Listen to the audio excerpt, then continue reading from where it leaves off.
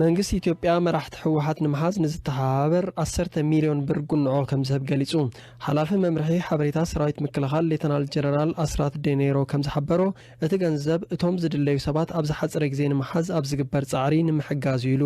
እቶም መራሕቲ ዘለውሉ ቦታ ዝፈልጡ ሰባት ኣብ ከባቢኦም ንዝርከቡ ኣባላት ሰራዊት ምክልኻል ሓበሬታ ክህቡ ከም ዝኽእሉ ክገልጽ እንከሎ ነዚ ኣገልግሎት ዝውዕል ቁጽሪ ስልኩን ከም ዝተዳለወ ሓቢሩ ብ24 ጥቅምት 2013 ኣቋጽራ ኢትዮጵያ ሓይልታት ጸጥታ ትግራይ ኣብ ልዕሊ ማዕስከር ሰራዊት ሰሜን እዝ መጥቃዕት ፈጺሞም ብዝብል መንግስቲ ፌደራል ድሕሪ ዝወሰዶ ስጉምቲ ንመራሕቲ ሕወሓት ካብ ስልጣኖም ከም ዝኣለዮም መንግስቲ ገሊጹ እዩ ኣብዚ ግዜ እቶም ላዕሎት ኣመራርሓ ናይ ማዕሰርቲ ደብዳቤ ወፂዎም ይድለዩ ከም ዘሎ ይፍለጥ ክሳብ ሕጂ ግን ክልተ ላዕሎት ኣመራርሓ ሕወሓት ጥራይ ከም ዝተሓዙ መንግስቲ እቲ ሃገር ገሊጹ ነይሩ ቀዳማይ ሚኒስተር አብይ አሕመድ ዝሓለፈ እዋን ሰራዊቱ ንከተማ መቐለ ከም ተዋፀረ ብምግላጽ እቲ ዝወስዶ ዝነበረ ወተሓደራዊ ስርሒት ከም ዝተዛዘመ ክገልጽ እንከሎ እቶም ላዕሎት ኣመራርሓ ዝርከብሉ ቦታውን መንግስቲ ብድሮን ማለት ሰብ አልቦ ነፋሪት ይከታተሎ ከም ዘሎ ገሊጹ ምንባሩ ይዝከር ይኹን እምበር እቶም ላዕሎት ኣመራርሓ ሕወሓት ኣበይናይ ቦታ ከም ዘለው ኣይፍለጥን ኣብ ዝተፈላለዩ ከባቢታት ትግራይ ኩናት ይቕጽል ከም ዘለውን ምንጭታት ይሕብሩ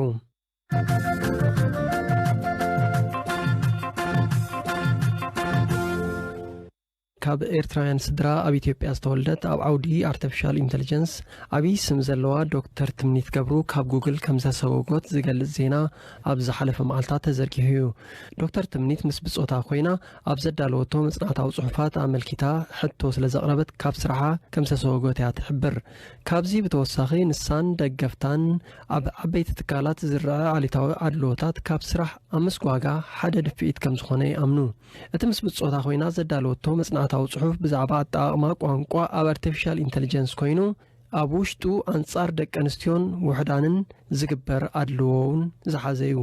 ጉግል እቲ መጽናዕታዊ ጽሑፍ ከማልኦ ዝግብኦ ተወሳኺ ነጥብታት ኣለዎ ብምባሉ ዶክተር ትምኒት ካብ ስራሓ ደው ክትብል ከም ዝወሰነት ይዛረብ ትምኒት ገብሩ ነቲ ዝገጠማ ጉዳይ ዝምልከት ምስ መሳርሕትና ምሕረተ ስላሴ መኮንን ኣዕሊላ ኣላ እኔን ያደረጉኝ ነገር መጥፎ እንደሆነ እቲ ኣብ ልዕለይ ዝፈጸምዎ ክፉእ ከም ዝኾነ ኩሉ ሰብ ይፈልጥ እዩ ንዕኦም እውን ጽቡቕ ከም ዘይኮነን ከም ዘይጠቕሞምን ንፈልጥ ኢና ግና ንምንታይ እዮም ከምኡ ገይሮም ሱቕ ኢለ ዝኸይድ ወይ ብዙሕ ደጋፊ ዘይብለይ መሲልዎም ይኸውን ወይ እውን ካብ ጉግል ወፃእ ዘለው ሰባት ከመይ ገይሮም ከም ዘኽብሩኒ ኣይፈለጡን ይኾኑ ስለዚ እቲ ዘሕዘነንን ኣዝዩ ዘሕሰበንን ንኣይ ከምዝ እንተገይሮም ንኻልኦት እንታይ ይገብርዎም ኣለው ዝብል እዩ በጣም የሚያሳስበኝ እኔ እቲ ተሰርሓሉ ዓውዲ አርቲፊሻል ኢንተለጀንስ ምስ ስነ ምግባር ዝተኣሳሰር ምዃኑ ብምግላጽ እቲ ብጉግል ዝተፈጸመ ተግባር ንኻልኦት ሰብ ሞያ እንታይ ዓይነት መልእኽቲ እዩ ዘመሓላልፍ ንዝብል ሕቶና ዶክተር ትምኒት ሁሉም ባለሙያዎች የሚሰሩትን ስራ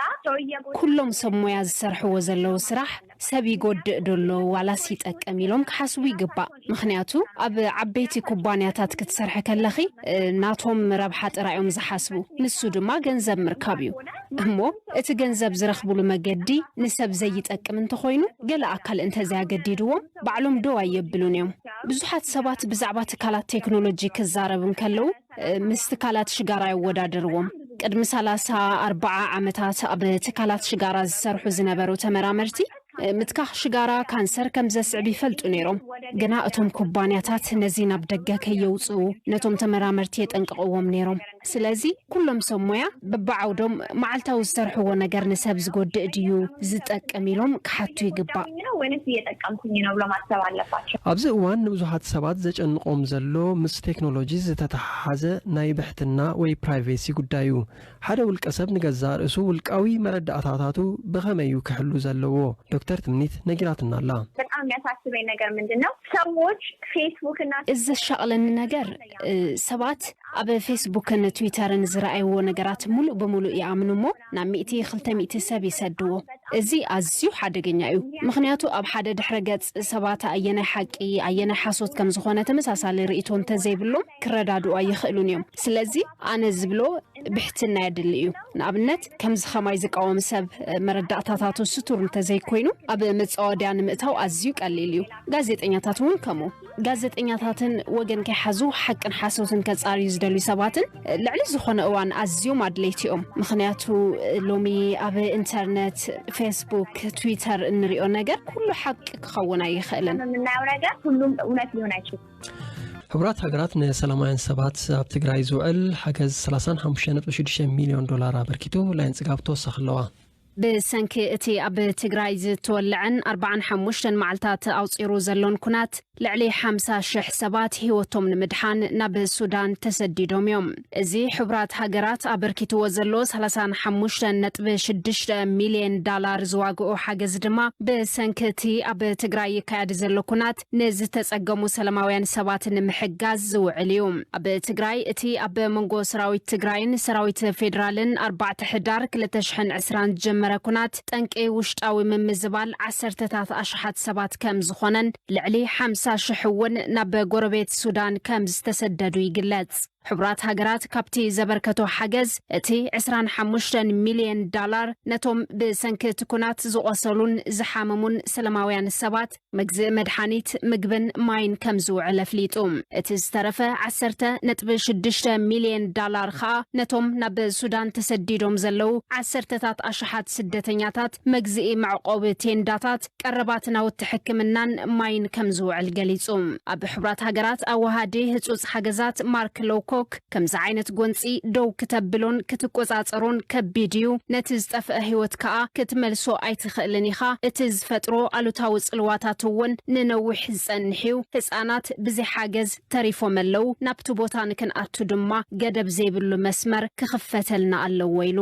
ኣብ ሱዳን ኣስታት 50,000 ስደተኛታት ከም ዝመዝገበ ዝገልጽ ትካል ስደተኛታት ሕብራት ሃገራት ነቶም ስደተኛታት ንምሕጋዝ ምስቲ ናይቲ ከባቢ ኣመሓደርትን መሻርክትን ኮይኑ ይሰርሕ ምህላው ሓቢሩ መዓልታዊ ኣስታት 500 ስደተኛታት ካብ ኢትዮጵያ ናብ ሱዳን ይኣትዉ ከም ዘለውን እቶም ኣብዚ ቀረባ መዓልታት ዝኣትዉ ዘለው ስደተኛታት ከዓ ካብ ማእኸል ትግራይ ይመጹ ምህላዎም እቲ ትካል ይጠቅስ እቶም ስደተኛታት ናብ ሱዳን ንከኣትዉ ክልተ ሰሙን ከም ዝወስደሎም ዝሓበረ እዚ ትካል ዝበዝሑ ደኺሞም ከም ዝመጹን ብዙሓት ካልኦት ድማ ኣብ ዱራት ተሓቢኦም ከም ዘለውን ሓቢሩ ካብዚ ብተወሳኺ ብሰንኪ እቲ ኣብ ትግራይ ዝቕጽል ዘሎ ውግእ ንኣስታት 2.3 ሚልዮን ህፃናት ዘድልዮም ሰብኣዊ ሓገዝ ምብጻሕ ከም ዘይተኸኣለ ኣፍሊጡ ዩኒሴፍ ኣብ ዘውፅኦ መግለጺ ከም ምግቢ ዝበሉ ቀረባትን ሕጽረት መዓዛን ንምምላእ ዝሕግዙ ፍሉይ ምግቢ ንህፃናትን መድሓኒትን ማይን ነዳድን ካልኦት ኣገደስቲ ነገራትን ኣብ እዋኑ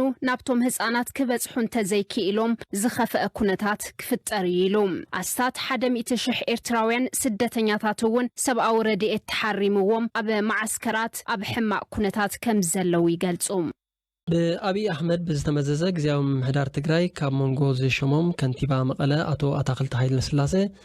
أفتاك تماز تفلاليو تحت أرصي أقلوت مهاب كم جمرو تزاريبو مبرات ملو بملو جمروان وها أقلقلوت ماي مبرهتن ماين ملو بملو جميريو مقعزي أنا فاريتون جمير الله أقلقلوت بانك غنا يجمرن يسرح يزلو أوش تخلت معالت خود زقبهم ناي ورقة سراحات تزازي موم أقلقلوت مهاب كجمريو أقدمو بانك تات بورقة أقلقلوت سهوبلو سرار حاصل زنبره نزي ناب سيستم كساب زعتو تي أقلقلوت داقمن مجمار تدناقويو كلهم سراحتنياتات منقستنا بيت صفت نخملوسو مسارت تقبرت عويت كتسبل والكسبات نفس روحهم تمليسهم الله انت خونا بزحات زعنو نغرات سلازلو ناي صغنان مزغبان سرحات يسالطلو ولا كواب على المزيافيشن ኢትዮጵያ ገሎት መጓዓዝያ ነፋሪት ከም ጀመረን ተገለጸ ቢቢሲ ዘዛረቦም ሰባት በኦንላይን ትኬት መቁራጽ ከም ዘይከኣሉ እዮም ዝገልጹ አቶ አታክልቲ ነዚ ክምልስ ከሎ ይሄ ኦንላይን ትኬት የመቁረጥ ተያይዞ በኦንላይን ትኬት ናይ መቁራጽ ዝምልከት አገልግሎት ኢንተርኔት ምስ መቁራጹ ብዝዛመድ ድሩትነት አሎ እንተኾነ ሰሞያት ዓውዲ ከም መፍትሕ ዘቀመጥዎ ካብ አዲስ አበባ ትኬት ክቆረጽ በመግባር ከምኡውን ካብ ዝቅጽል ሰንበት ጀሚሩ ዝርግሕዎ ሲስተም ከም ዘሎ እዮም ሓበሬታ ይቦምኒ ስለዚ ነቶም ዝለዓሉ ጸገማት ንምፍታሕ ይስራሕ ይዘሎ